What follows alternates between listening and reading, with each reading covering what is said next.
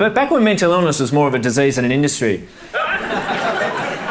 we didn't really know what was going on. It hasn't been around that long. I remember when autism came out, right?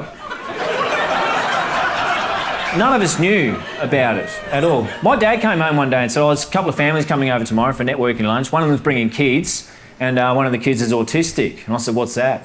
He said, I don't know, but give me a hand to move the furniture out to the walls just in case. Nobody knew. We know now, and good riddance to bad smells in terms of ignorance. Now we know an awful lot about it. Now we talk about it now, all the time, evidently.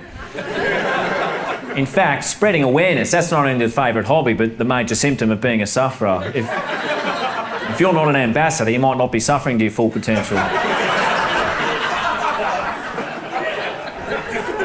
When something's as got as much momentum as Mental Health Proprietary Limited, it's going to have some passengers.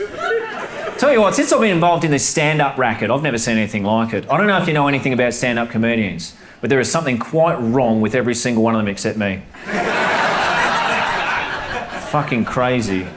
Tell you what I did, right? I went to a freak show. You can still find them. And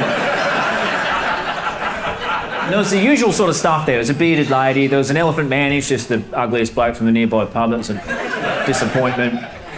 A few other nostalgic bits and pieces, a bit of dwarf throwing. There's a guy using fish hooks and chains to hang some bricks off his fire skin. That was revolting. Not my cup of tea at all, but I do like to support all the arts.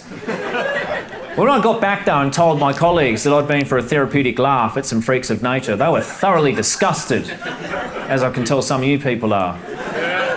But then there all you are, going to stand-up comedy and demanding a parade of mentors just empty their skulls out onto a stage for your entertainment. You should be ashamed of yourselves.